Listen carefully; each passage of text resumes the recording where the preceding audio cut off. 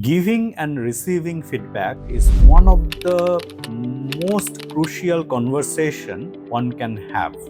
And there you have to really take control of your emotion, how you come across and how you communicate. But many times we do it the wrong way. Let me share my example with you. I was a young manager then, and I was evaluating one of the top performers who has been getting highest rating over the last few years. And when the final appraisal came, I could not give him that year the highest rating.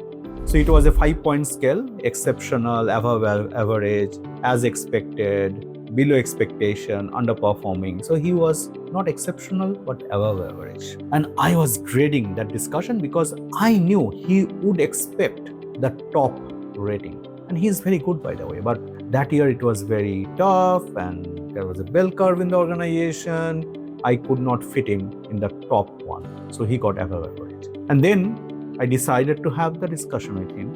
One fine morning, I went to office and I used to take my tea and went to the rooftop. So I called him. So he came along and suddenly I started the discussion. After the good morning, started the discussion. You have done a very good job, but you know what? This year, I could not give you a top rating. You got above average instead of exceptional.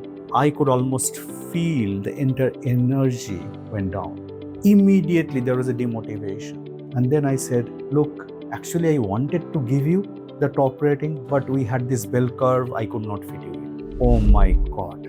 He became literally angry and left the premise. You see, this is what we do wrong with giving feedback. There's a number of red flags here.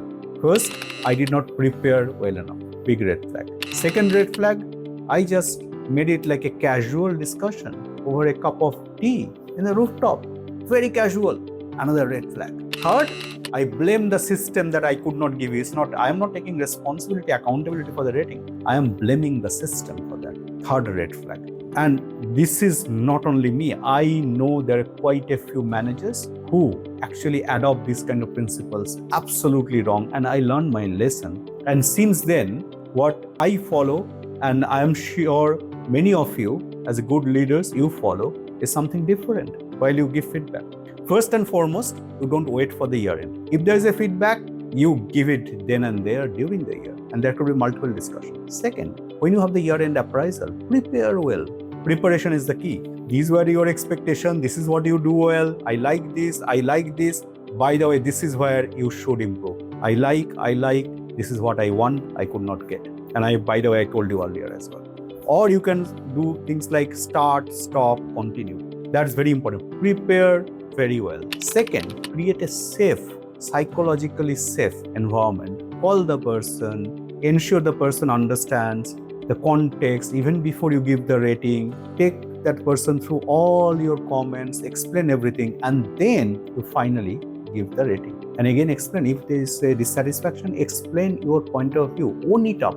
That's very, very important. These are very simple things, but very often we don't do it right.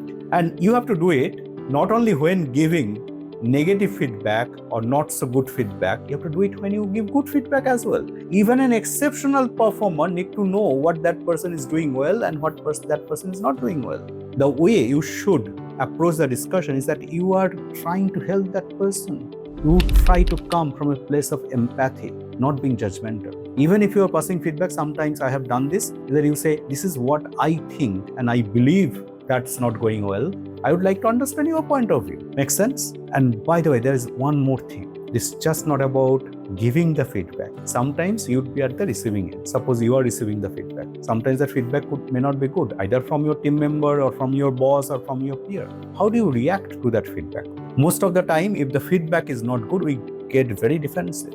Rather than being defensive, what you can instead do is to understand the perspective. Say, okay, I want to understand what's behind this feedback, help me understand. And if you have to explain anything, you remain calm and explain it back, let it be a back and forth, and finally agree on an action.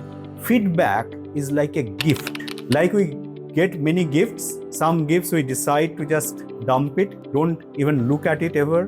Some gifts we really cherish. It's up to us to decide whether you want to take the feedback as a gift and how do you want to use that gift. By the way, it's just not about receiving bad feedback. Sometimes you receive good feedback. Oh, the other day, for example, someone told me, Indranil, the session was fantastic. We learned so much. You were great. The session was great.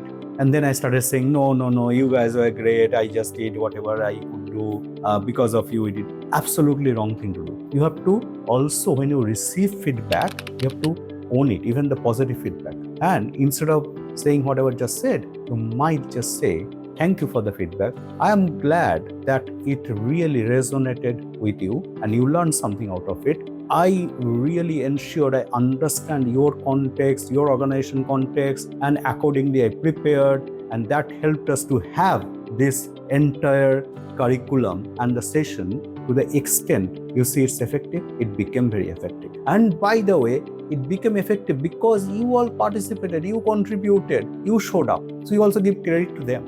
That's the right way to also react to any positive feedback. And when you receive a positive feedback, you should be grateful for that. You should give your point of view, as I said, but don't let it inflate your ego.